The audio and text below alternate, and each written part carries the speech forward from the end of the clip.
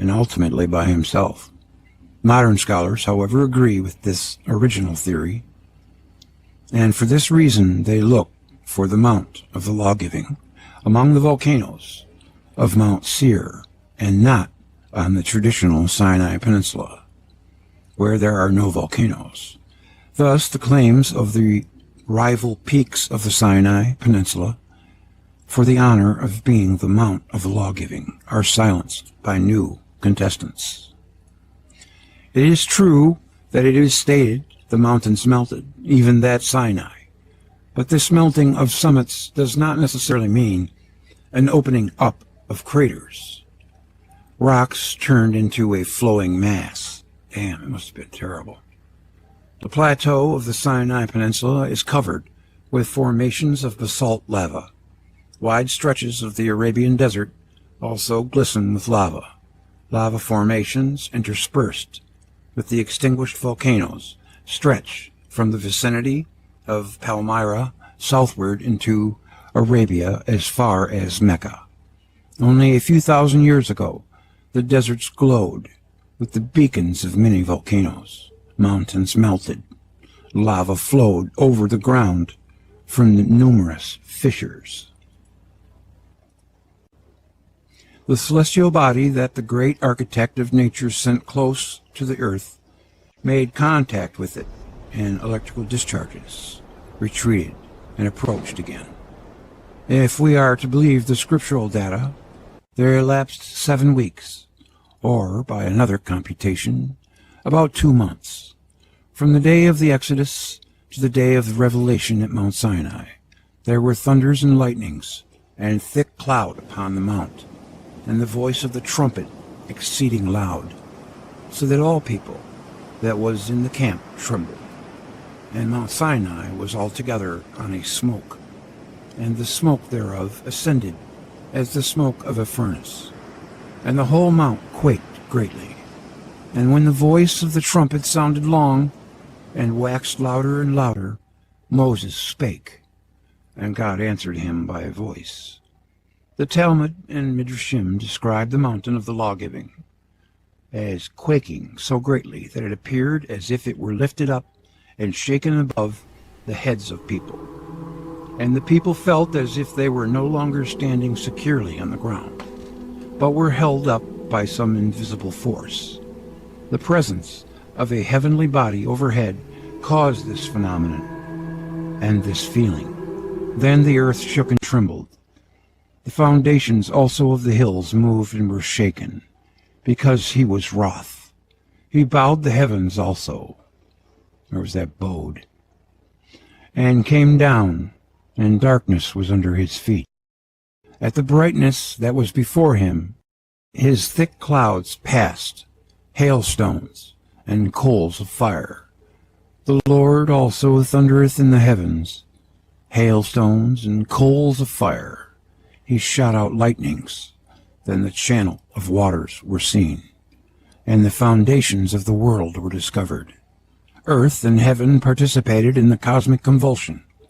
In the 4th book of Ezra, the occurrences witnessed at Mount Sinai are described in these words. Thou didst bow down the heavens, didst make the earth quake and convulse the world. Thou didst cause the deeps to tremble, and didst alarm the spheres. The approach of a star toward the earth in the days of the revelation at Sinai is implied by the text of the Tractate Shabbat. Although the ancestors of later proselytes were not present at the mountain of the lawgiving, their star was there close by. An author of the 1st century of the present era, whose work on biblical antiquities has been ascribed to Philo, the Alexandrian philosopher, thus describes the commotion on the earth. Below and in the sky above, the mountain Sinai burned with fire, and the earth shook, and the hills were removed, and the mountains overthrown. The depths boiled, and all the inhabitable places were shaken, and flames of fire shone forth and thunderings and lightnings were multiplied, and winds and tempests made a roaring. The stars were gathered together, collided, referring to the verse, he bowed the heavens also, or is it bowed? I never know if that's bowed or bowed. He bowed the heavens also, and came down, Psalms 18. Pseudo-Philo describes the events, I wonder why he says pseudo-Philo, describes the events of Mount Sinai, and says that the Lord impeded the course of the stars. The earth was stirred from her foundation, and the mountains and rocks trembled in their fastenings, and the clouds lifted up their waves against the flame of the fire, that it should not consume the world, and all the waves of the sea came together. The Hindus depict the cosmic catastrophe at the end of a world age. The whole world breaks into flames, so also 100,000 times 10 million worlds. All the peaks of Mount Seirnu, even those which are hundreds of leagues in height, crumble and disappear in the sky. The flames of fire raise up and envelope the heaven. The sixth sun, or sun age, ended. Similarly, in the Jewish tradition, with the revelation at Sinai, the sixth world age was terminated, and the seventh began. Theophany. Earthquakes are often accompanied by a roaring noise that comes from the bowels of the earth. This phenomenon was known to early geographers. Pliny wrote that earthquakes are preceded or accompanied by a terrible sound. Vaults supporting the ground give way, and it seems as though the earth heaves deep sighs. The sound was attributed to the gods and called theophany. The eruptions of volcanoes are also accompanied by loud noises. The sound produced by Krakatoa in the East Indies during the eruption of 1883 was so loud that it was heard as far as Japan, 3,000 miles away. The furthest distance traveled by sound recorded in modern annals. In the days of the Exodus, when the world was shaken and rocked, and all volcanoes vomited lava, and all continents quaked, the earth groaned almost unceasingly. At an initial stage of the catastrophe, according to Hebrew tradition, Moses heard the silence of the desert, the sound which he interpreted to mean, I am that I am Yahweh. Heard the people in the frightful night at the mountain of the law-giving. The whole mount quaked greatly, and the voice of the trumpet sounded long, and all the people saw the roars, and the torches, and the noise of the trumpet at the mountain smoking.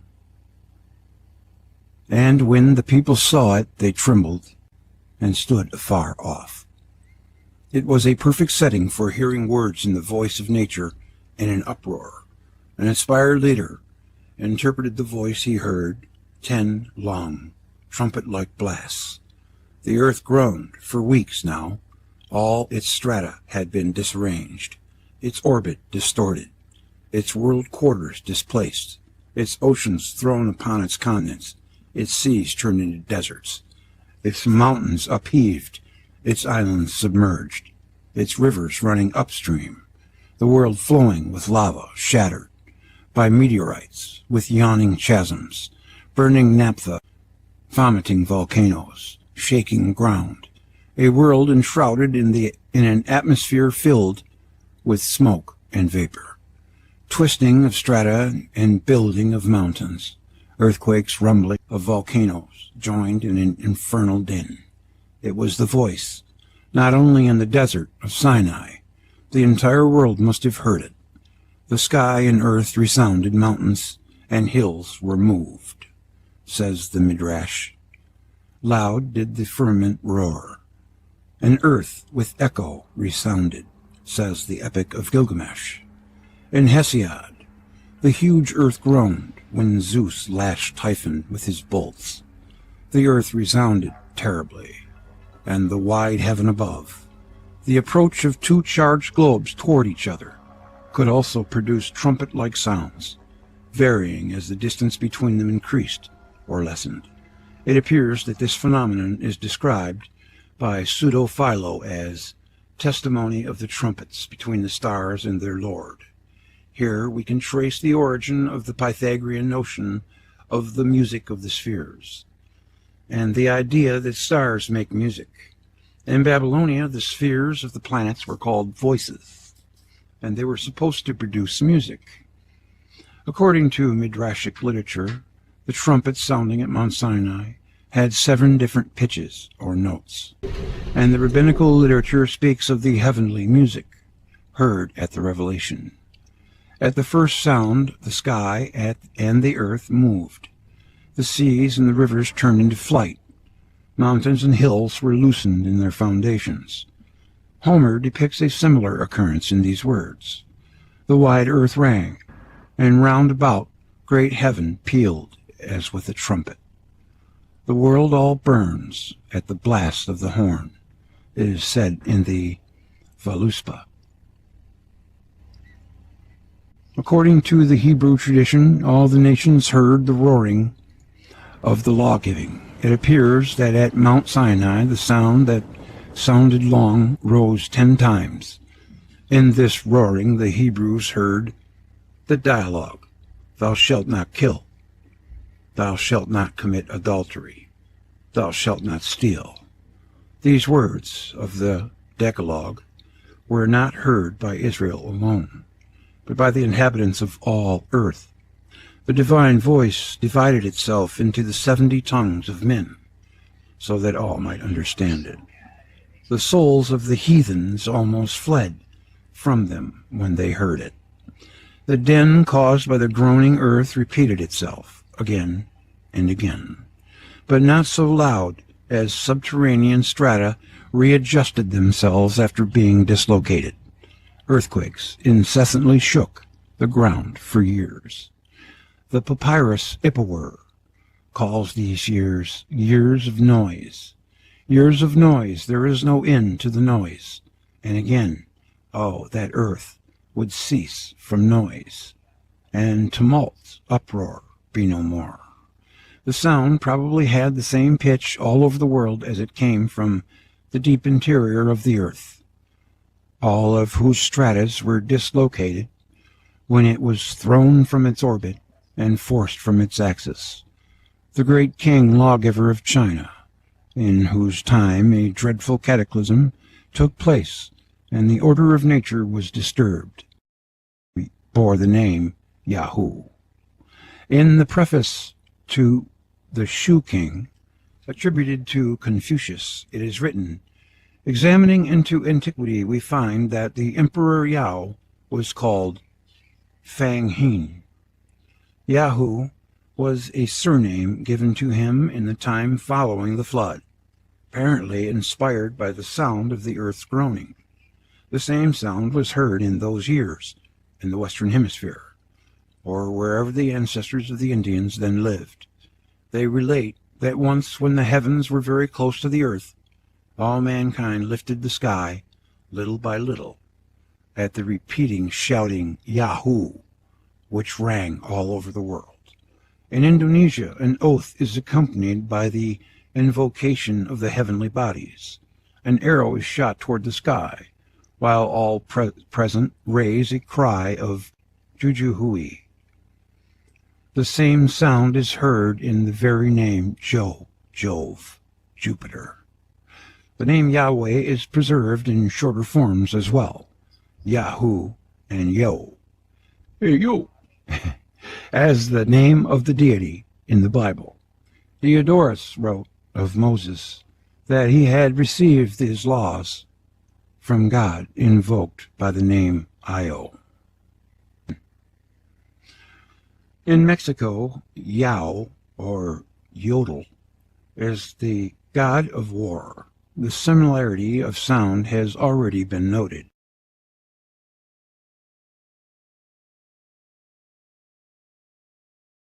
Nihonji, Chronicles of Japan, from the earliest times, begins with a reference to the time when of old heaven and earth were not yet separated, and the in and yo not divided yet. Yo is the earth.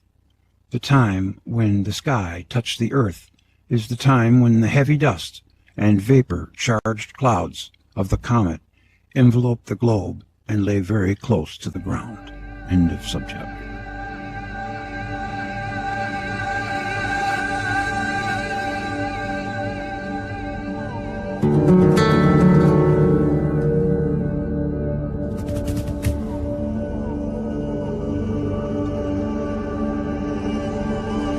Emperor Yahoo. The history of China is commonly supposed to extend back to gray antiquity. But in reality, the sources of the ancient period of Chinese past are very, very scanty. For they were destroyed by the Emperor Xingqi Huang, 246 to 209, before the present era, BC.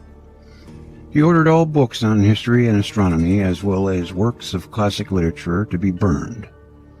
Search for these books was made throughout the empire for this purpose. The story persists that a few remnants of the old literature were again put into writing from the memory of an old man. Some were said to have been found hidden in the sepulchre of Confucius. The sepulchre of Confucius, and are ascribed to his pen. Of these few remains of the old lore, the most cherished are those which tell of the Emperor Yahoo and his times. His personality and his period are considered as the most auspicious in the Chinese annals.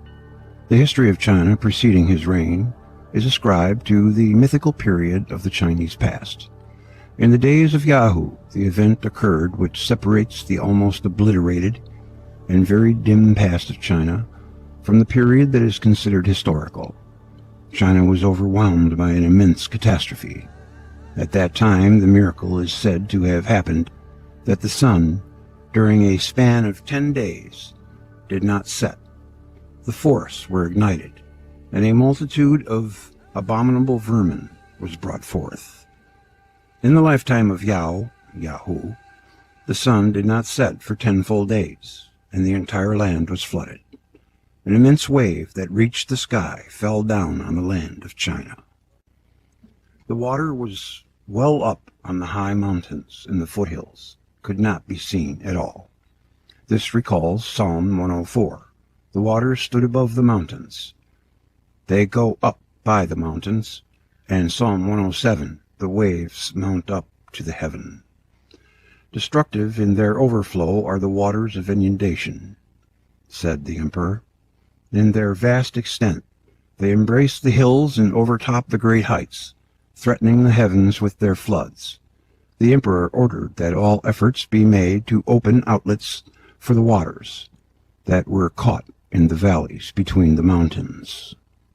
For many years the population labored, trying to free the plains and valleys of the waters of the flood by digging channels and draining the fields. For a considerable number of years all efforts were in vain. The minister who was in charge of this urgent and immense work, Khwan, that's Khwan, was sentenced to death because of his failure. For 9 years he labored, but the work was unaccomplished, and only his son Yu succeeded in draining the land. This achievement was so highly rated that Yu became Emperor of China after King Shun, first successor to Yahoo. This Yu was the founder of the new and notable dynasty called by his name. The chronicles of modern China preserve records of 1 million lives lost in a single overflow of the Yellow River. Another natural catastrophe, the earthquake, also caused great devastation in China at various times. It is estimated that in the year 1556, the quaking earth took 830,000 lives and 3 million in 1662. Was not the catastrophe of the time of Yahoo one of the major inundation of rivers, as modern scholars suppose it to have been? But the fact that this catastrophe has been vivid in traditions for thousands of years, while neither the overflow of the Yellow River, when 1 million people perished, nor the great earthquakes, play a conspicuous part in the recollections of a nation, as an argument against the established interpretations. Rivers do not overflow in the form of a sky-high wave.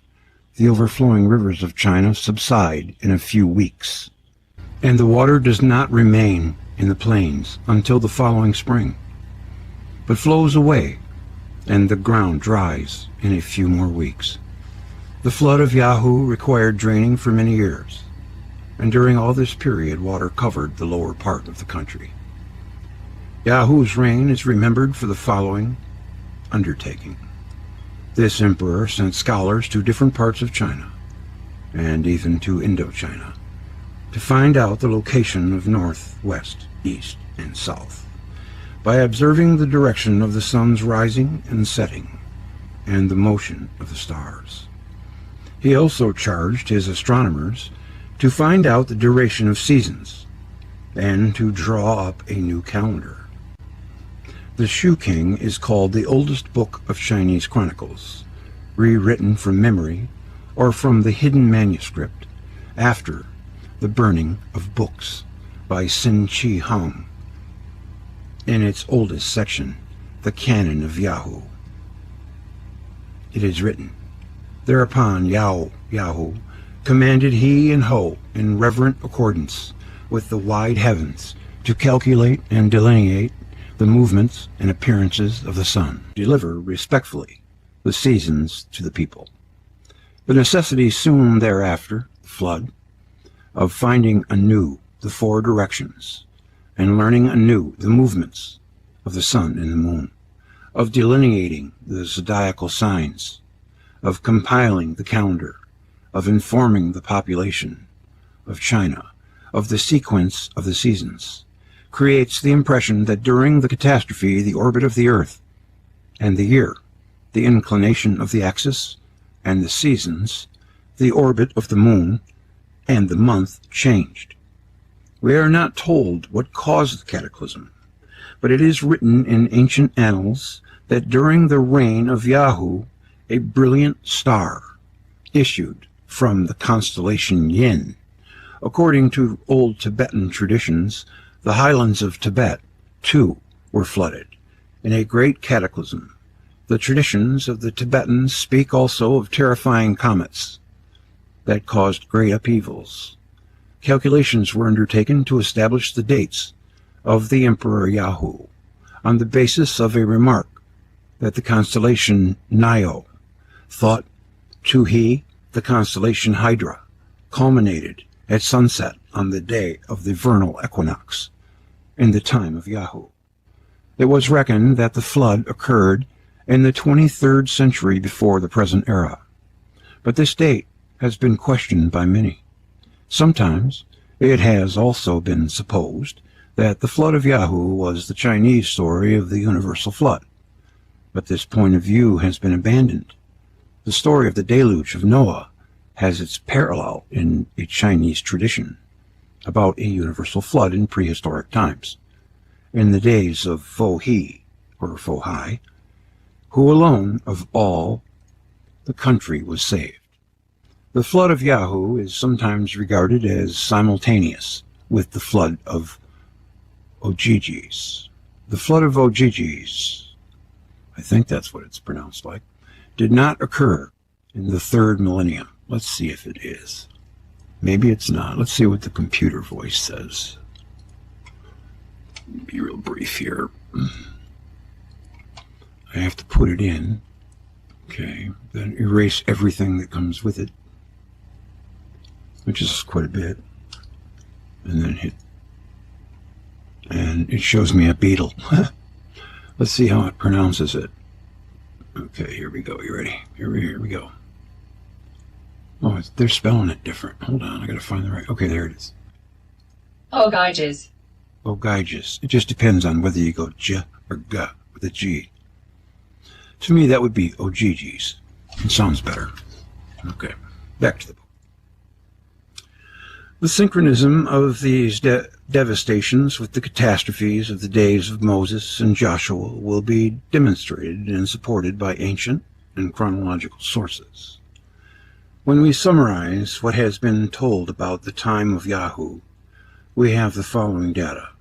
The sun did not set for a number of days. The forests were set on fire. Vermin filled the country.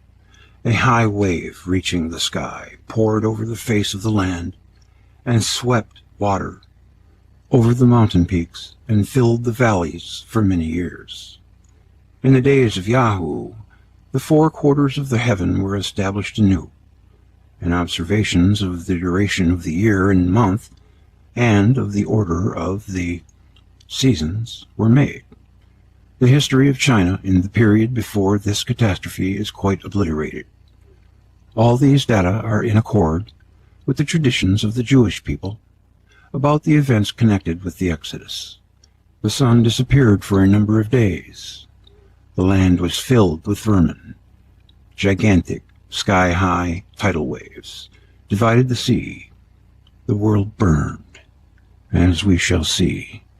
The Hebrew sources, too, reveal that a new calendar was established, reckoning from the days of the catastrophe, and that the seasons, the four quarters of the heaven, were no longer the same. End of chapter. That wasn't so bad. That was pretty good. I hope you enjoyed it. Thank you for listening.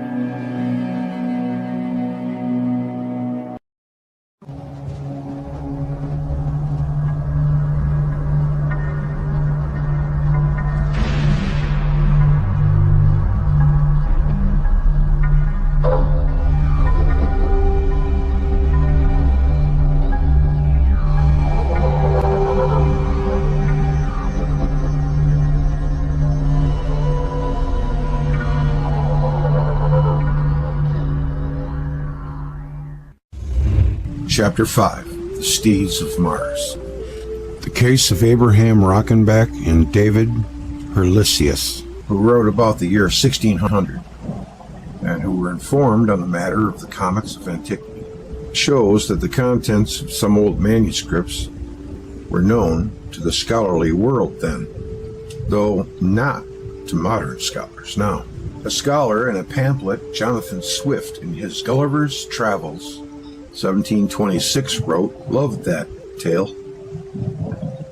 that the planet Mars had two satellites, very small ones. Certain astrologers have likewise discovered two lesser stars, or satellites, which revolve about Mars, whereof the innermost is distant from the center of the primary planet exactly 3 of its diameters, and the outermost 5. The former revolves in the space of 10 hours, and the latter in 21.5, which evidently shows them to be governed by the same law of gravitation that influences other heavenly bodies. Actually, Mars has 2 satellites, mere rocks, one being as small as about 10 miles in diameter, the other only 5 miles. Questionable. One travels around Mars 7 hours and 39 minutes, the other in 30 hours and 18 minutes. Their distance from the center of Mars is even less than Swift said it was. They were discovered by ASAP Hall in 1877 with the optical instrument of the days of Swift. They could not have been seen, and neither Newton nor Halley, the contemporaries of Swift, nor William Herschel in the 18th, or Leverrier in the 19th century, suspected their existence. It was bold of Swift to assume their very short periods of revolution, months, measured only in hours. It was a very rare coincidence indeed. If Swift invented these satellites, guessing correctly not only their existence but also their number too, and especially their very short revolutions. This passage of Swift aroused the literary critic's wonder. It is an even chance that Swift invented the 2 satellites of Mars, and thus by a rare accident came close to the truth. But it may also have been that Swift had read about the Trabants in some text not known to us or to his contemporaries. The fact is that Homer knew about the 2 steeds of Mars that drew his chariot. Virgil also wrote about them. When Mars was very close to the Earth, his 2 Trabants were visible.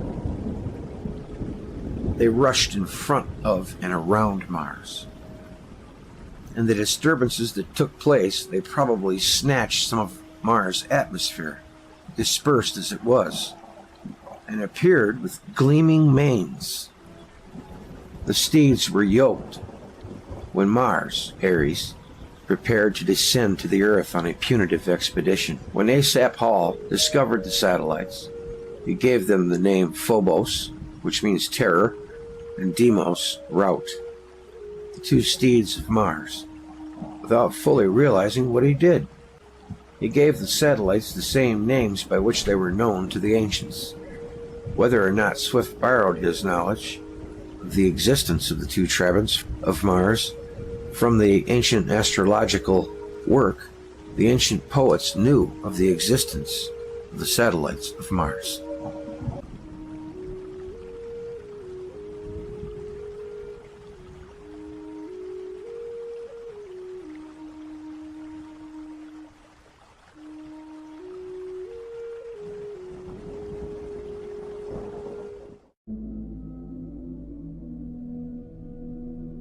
The terrible ones. Venus had a tail, considerably shortened since the time it was a comet, but still long enough to give the impression of a hanging flame, or smoke, or attached hair. When Mars clashed with Venus, asteroids, meteorites, and gases were torn from this trailing part, and began a semi-independent existence, some following the orbit of Mars, some other path. These swarms of meteorites, with their gaseous appendages, were newborn comets, flying in bands and taking various shapes. They made an uncanny impression. Those which followed Mars closely looked like a troop following their leader. They also ran along different orbits, grew quickly from small to giant size, and terrorized the peoples of the Earth. And when, soon after the impact of Venus and Mars began to threaten the Earth, the new comets, running very close to Earth, added to the terror, continually recalling the hour of peril. Ares of Homer, going into battle, is accompanied by never-resting horrible creatures, terror, rout, and discord. Terror and rout yoke the gleaming horses of Ares, themselves dreadful beasts, also known by these names. Discord, sister and comrade of man-slaying Ares, rageth incessantly. She at the first rears her chest, rears her crest, but little, yet thereafter planteth her head in heaven,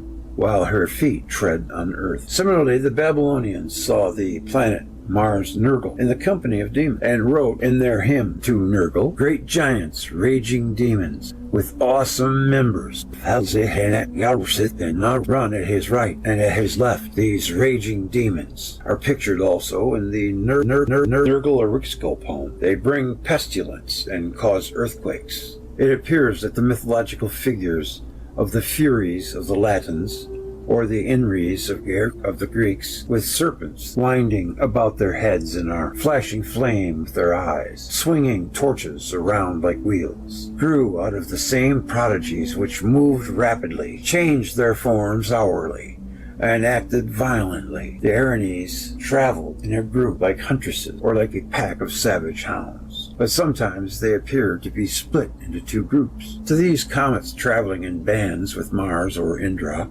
are dedicated many Vedic hymns. Indeed, a great part of them. They are called Maruts, shining like snake, blazing in their strength, brilliant like fire. Indra, strong hero, grant thou glory to us. With the Maruts, terrible with the terrible ones, strong and giver of victory. And it is said that their strength is like the vigor of their father. Your march, O Maruts, appears brilliant. We invoke you, the great Maruts, the constant wanderers. Like the dawn, they uncover the dark nights with red rays, the strong ones with their brilliant light, as with a sea of milk, streaming down with rushing splendor. They have assumed their bright and brilliant color. Stones were hurled by these comets. You, the powerful, who shine with your spears, shaken even what is unshakable by strength, hurling the stone in the flight. All beings are afraid of the Maruts. May your march be brilliant, O Maruts, shining like snakes. May that straightforward shaft of yours, I swear it says that, O Maruts, bounteous givers, be far from us, and far the stone which you hurl. It's amazing. Whenever something's brutal and evil, the ancients felt like they needed to worship it. You know, I wonder if someone came and was really super kind and was giving things to everyone, if they would worship them too. Or do they have to be treated like crap? Seems to be a pattern. Meteorites, when entering the Earth's atmosphere, make a frightful din. So did the Maruts. Even by day, the Maruts create darkness. Then, from the shouting of the Maruts, over the whole space of the Earth, men reeled forward.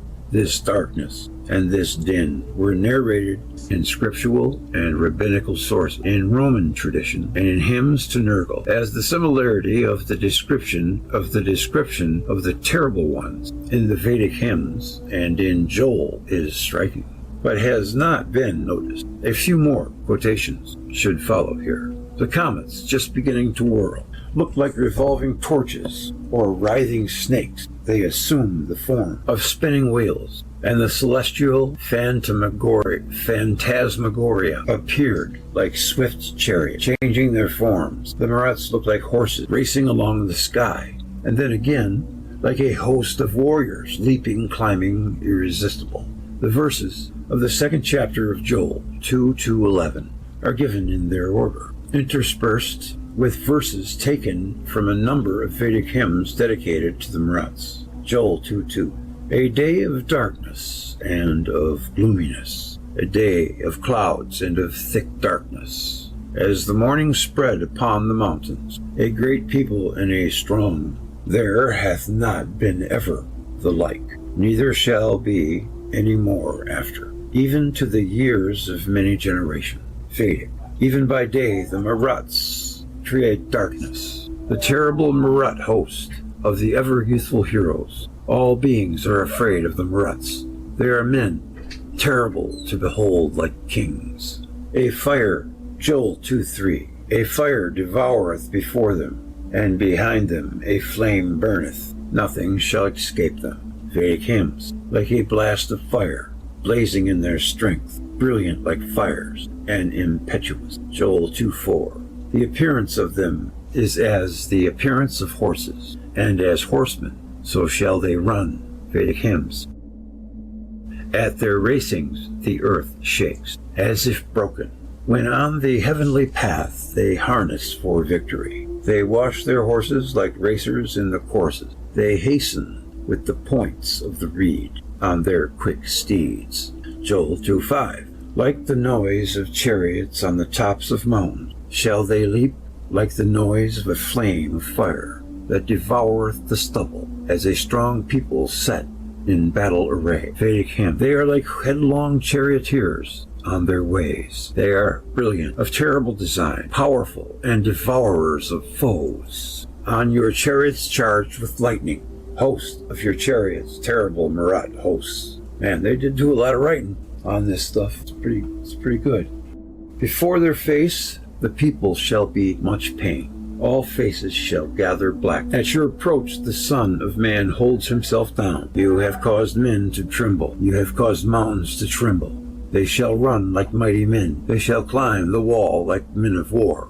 They shall march every one on his ways, and they shall not break their ranks. Your conquest is violent. splendid, terrible, full and crushing, the terrible train of untiring Marats, full of terrible designs, like giants. Joel describes how these warriors, coming with fire and clouds, will run upon the wall, enter in at the windows, run to and fro in the city, and the sword can do them no harm. In similar terms, the Vedic hymns describe the conquest by this terrible host. If there is any doubt as to the nature of the terrible ones, the following words should dissipate it. The earth shall quake before them. Joel 2:10. The heavens shall tremble. The sun and the moon shall be dark, and the stars shall withdraw their shining. Marats are often called shakers of heaven and earth. Vedic, you shake the sky. Hymns, Vedic hymns, you shake the sky. The terrible ones, even what is firm and unshakable, is being shaken. When they whose march is terrible have caused the rocks to tremble, or when the manly Marats have shaken the back of heaven, hide the hideous darkness, make the light which we long for. The earth groaned, the meteorites, the host of the Lord, filled the sky with the battle cry over the whole space of the earth, and men reeled forward. These were, in Joel's words, the wonders in the heavens and in the earth, blood and fire, and pillars of smoke, when the sun is turned into darkness, and the moon into blood. The clouds, the fire, the terrifying din. The clouds, the fire, the terrifying din. The darkness in the middle of the day. The fantastic figures on the sky of speeding chariots, running horses, marching warriors, the trembling of the earth, the reeling of the firmament, were visualized, felt, and feared on the shores of both the Mediterranean Sea and the Indian Ocean, for they were not local disturbances, but displays of cosmic forces in cosmic dimensions. Joel did not copy from the Vedas, nor the Vedas from Joel. In more than this one instance, it is possible to show that the peoples, separated even by broad oceans, have described some spectacle in similar terms. These were pageants projected against the celestial screen that, a few hours after they were seen in India, appeared over Nineveh, Jerusalem, and Athens, shortly thereafter over Rome and Scandinavia, and a few hours later over the lands of the Mayas and Incas. The spectators saw in the celestial prodigies either demons, as the Erinyes of the Greeks, or the Furies of the Latin, or gods, whom they invoked in prayers, as in the Vedas of the Hindus, or the executors of the Lord's wrath, as in Joel and Isaiah. In the section Isaiah, we maintain that the army of the Lord was not the Assyrian host, but a celestial host. Isaiah called the army of the Most High the terrible ones, and he will lift up an ensign.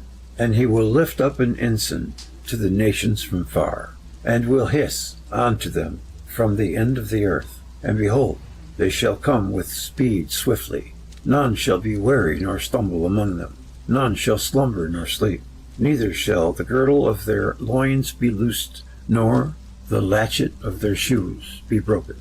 Whose arrows are sharp, and all their bows bent. Their horses' hoofs shall be counted like flint, and the wheels like a whirlwind. Their roaring shall be like a lion.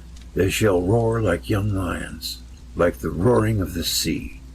And if one look unto the land, behold, darkness and sorrow, and the light is darkened in the heavens thereof. The mighty roaring, the wheels revolving like a whirlwind, the horses with hooves of flint, the light darkened in heaven, are once more common features. Vedic hymns, these strong, manly, strong-armed Marats, do not strive among themselves. Firm are the horns of the weapons on your chariot, and on your faces are splendorous. They who by their own might seem to have risen above heaven and earth. They are glorious, like brilliant heroes. They shine forth like foe-destroying youths.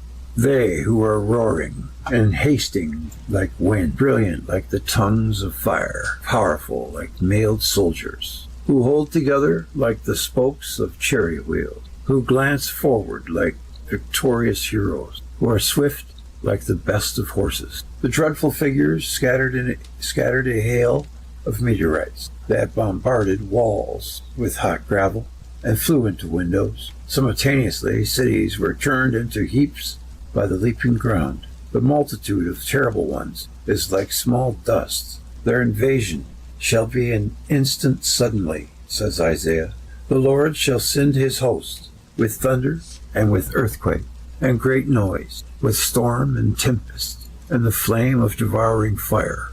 These Maruts are men brilliant with lightning. They shoot with thunderbolts. They blaze with the wind. They shake the mountains. Isaiah 25:4 says that the blast of the terrible ones is as a storm against the wall.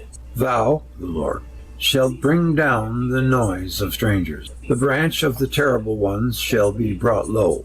The Maruts are often called the terrible ones, the same term Isaiah used. The terrible ones of the Vedas were not common storm clouds, nor were the terrible ones of Joel and Isaiah human beings. Certainly only by chance did the similarity of names and pictures in the Vedas and the prophets escape the attention of students of religion. The Maruts are understood here as comets, which in great numbers started to whirl in the sky on short orbits after the impact of Mars and Venus. They followed and preceded the planet Mars. The name Mars, genitive Mardus, would be the same origin as Marut. It is therefore gratifying to read that the philological relation has already been established.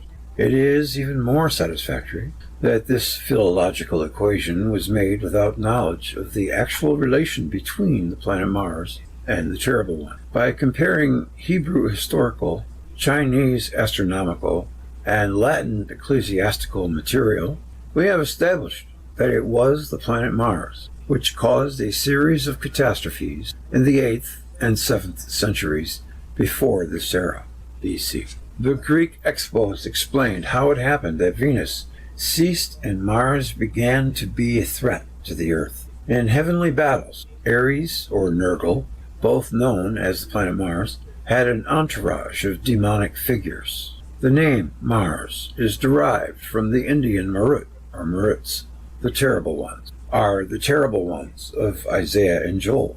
The origin of the Greek name Ares was debated by philologists, and reasons against a common root with the identical Mars were admitted. And it seems to me that just as Mars is derived from Marut, the terrible ones of the Vedas, so Ares was formed from the terrible one of the Hebrew, which, as used by Joel and Isaiah, is Ariz.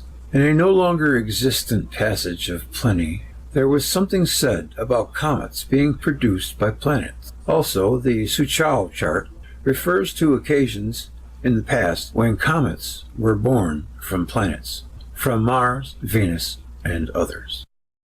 End of subchapter.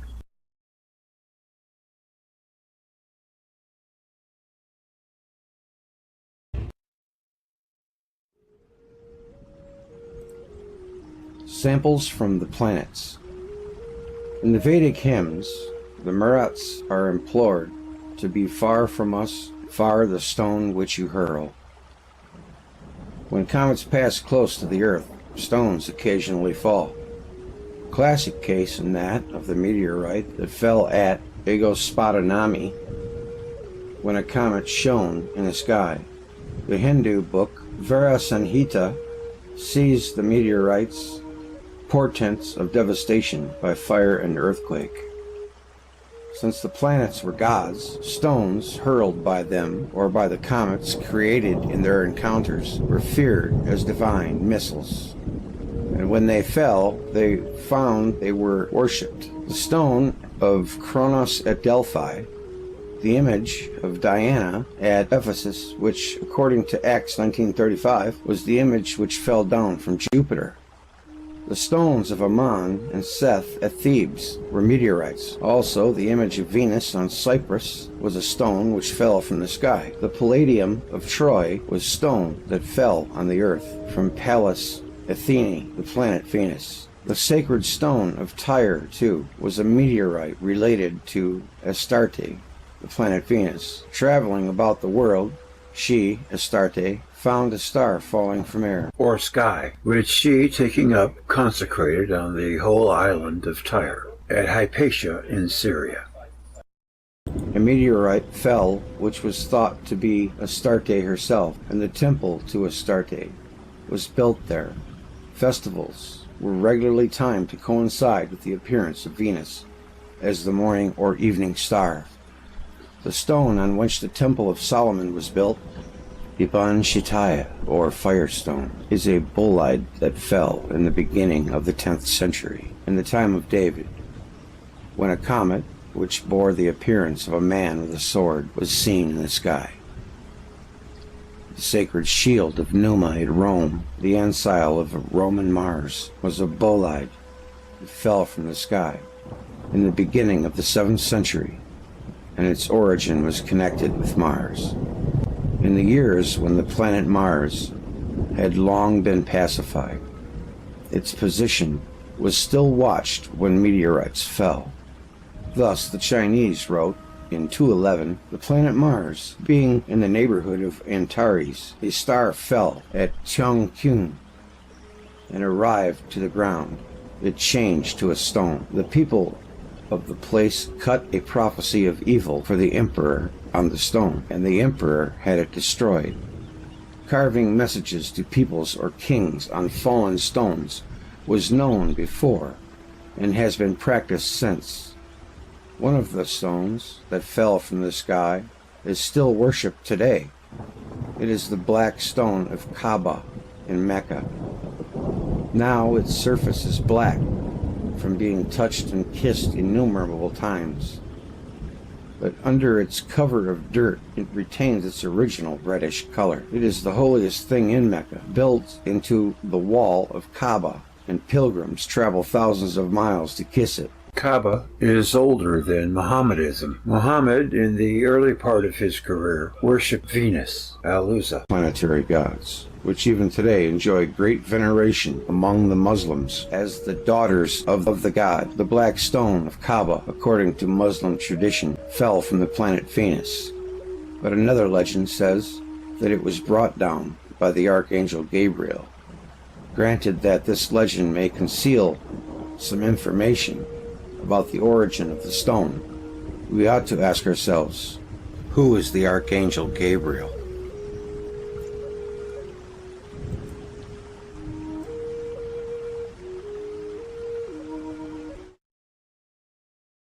In an immense universe, a little globe revolves around a star. It is the third star in a row. Mercury, Venus, Earth, of the planetary family. It is of a solid core covered over most of its surface with liquid. It has a gaseous envelope. Living creatures fill the liquid. Other living creatures fly in the gas, and still others creep and walk upon the ground on the bottom of the gaseous ocean. Man, a being of erect stature, thinks himself the prince of creation. He felt like this long before he, by his own efforts, came to know how to fly on wings of metal around the globe. He felt godlike before he could talk to his fellow man on the other side of the globe. Today, he can see the microcosm in a drop of water and the elements in the stars.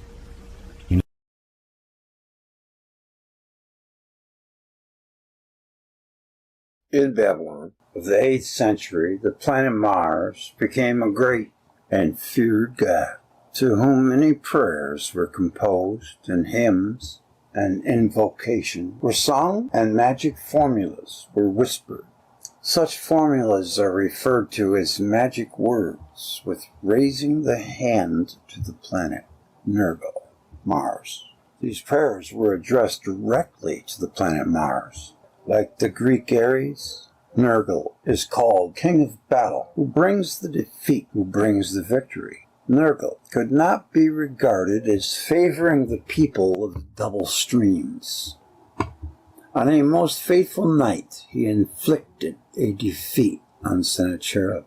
Shine of horror, God Nergal, Prince of Battle, thy face is glare, thy mouth is fire. Raging flame god, God Nergal, thou art anguish and terror, great sword god. Lord, who wanderest in the night, horrible raging flame god, whose storming is a storm flood. In one of its great conjunctions, Mars' atmosphere was stretched so that it appeared like a sword. Often before and later too, celestial prodigies assumed the shape of swords. Thus, in the days of David, a comet appeared in the form of a human being between the earth and the heaven, having a drawn sword in his hand, stretched out over Jerusalem. The Roman god Mars was pictured with a sword.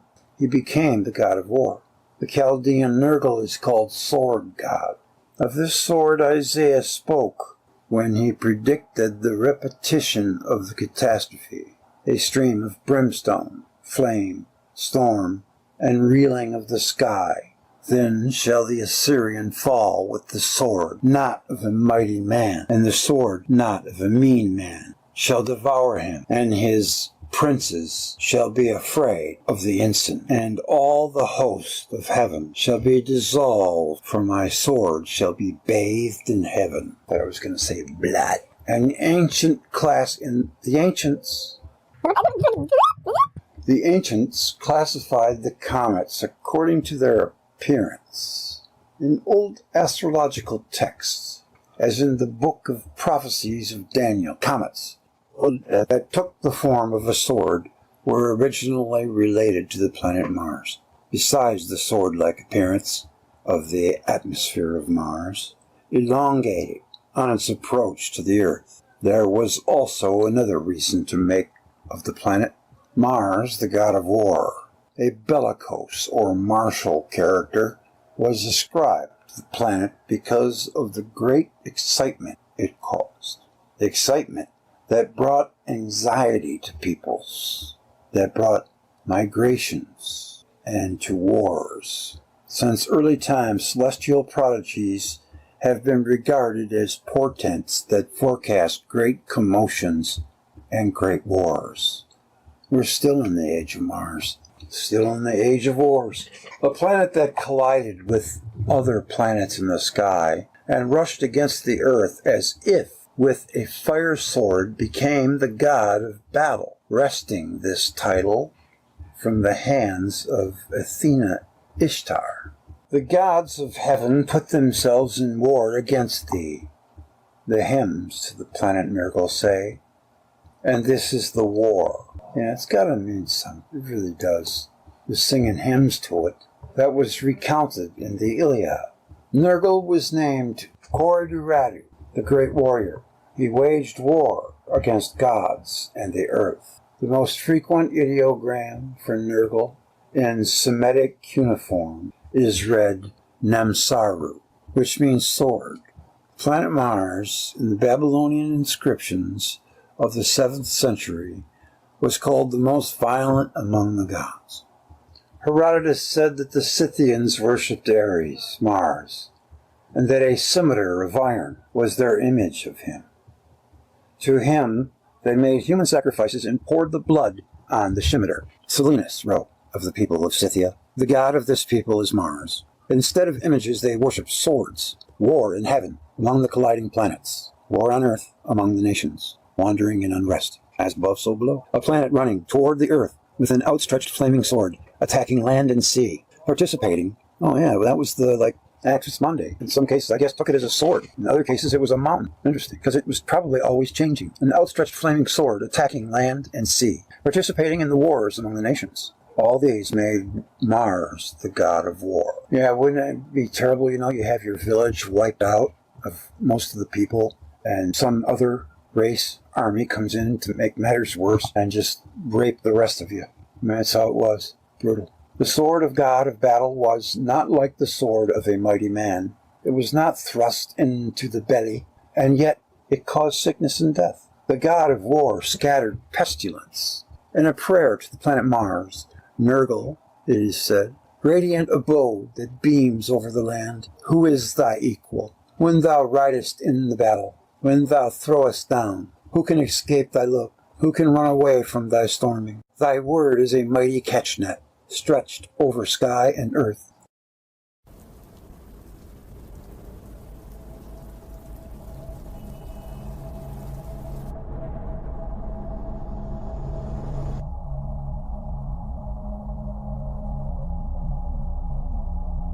East and west. Our planet rotates from west to east. Has it always done so? In this rotation from west to east, the sun is seen to rise in the east and set in the west. Was the East the primeval and only place of the sunrise? There is testimony from all parts of the world that the side which is now turned toward the evening once faced the morning. In the second book of his history, Herodotus relates his conversations with the Egyptian priests on his visit to Egypt. Sometime during the second half, you ever notice how prominent that is with the Egyptian priests and Solon, Herodotus? They held a lot of sway. Egyptian priests on his visit to Egypt, sometime during the second half of the 5th century before the present era, concluding the history of their people. The priests told him that the period following their first king covered 341 generations, and Herodotus calculated that 3 generations being equal to a century, the whole period was over 11,000 years. The priests asserted that within historical ages, and since Egypt became a kingdom, 4 times in this period, so they told me, the sun rose contrary to his wont. Twice he rose where he now sets, and twice he set where he now rises. This passage has been the subject of exhaustive commentaries, the authors of which tried to invent every possible explanation of the phenomenon, but failed to consider the meaning which was plainly stated by the priests of Egypt, and their efforts through the centuries have remained fruitless. The famous chronologist of the 16th century, Joseph Scaliger, weighed the question whether the Sothis period, or time reckoning by years of 365 days, which, when compared to the Julian calendar, accumulated an error of a full year in 1461 years, was hinted at by this passage in Herodotus, and remarked, sed hoc non fruitum occasionum et orientem mutate. No reversal of sunrise and sunset takes place in a Sothis period.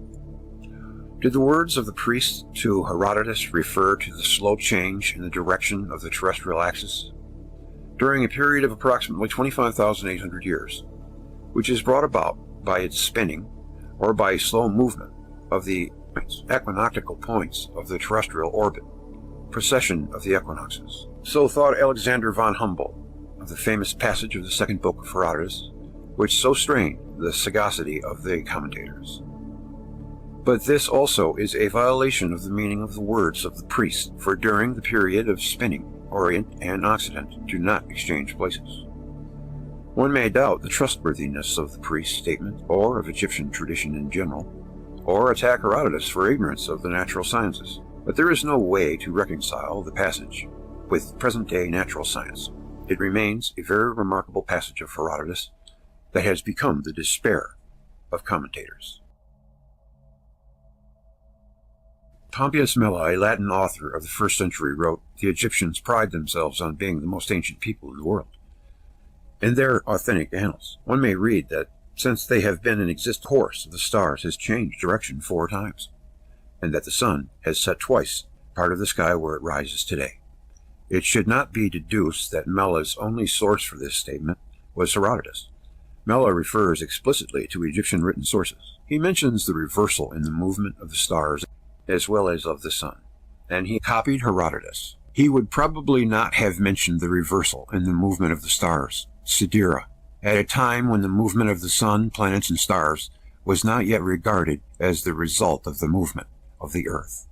The change in direction of the sun was not necessarily connected in Mela's mind with a similar change in the movement of all heavenly bodies.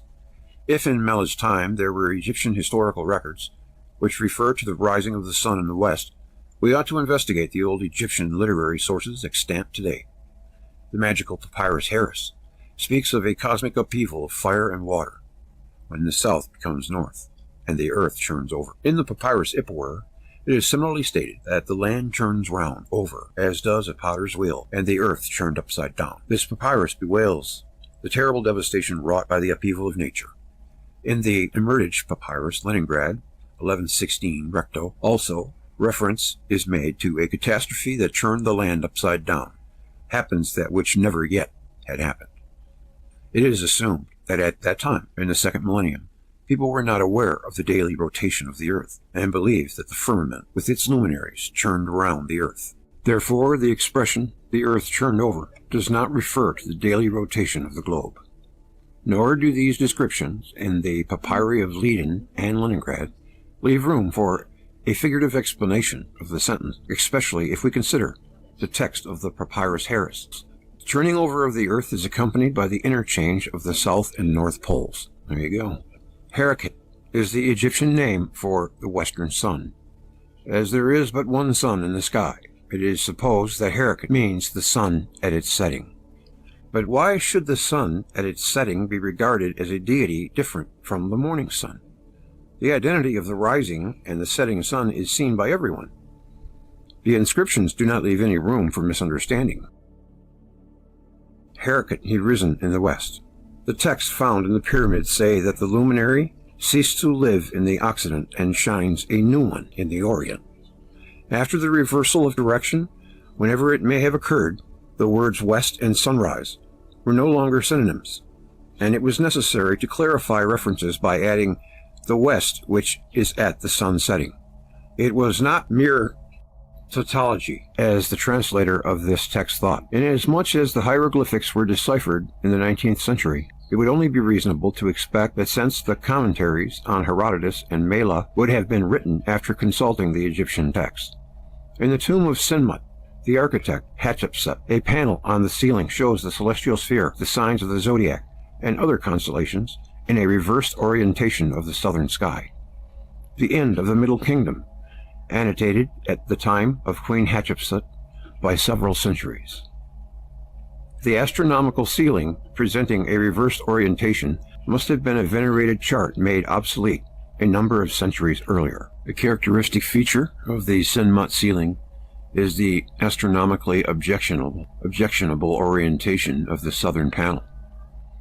The center of this panel is occupied by the Orion-Sirius group, in which Orion appears west of Sirius instead of east. The orientation of the southern panel is such that the person in the tomb looking at it has to lift his head and face north, not south. With the reversed orientation of the south panel, Orion, the most conspicuous constellation of the southern sky, appeared to be moving eastward, i.e., in the wrong direction. The real meaning of the irrational orientation of the southern panel and the reversed position of Orion appears to be this.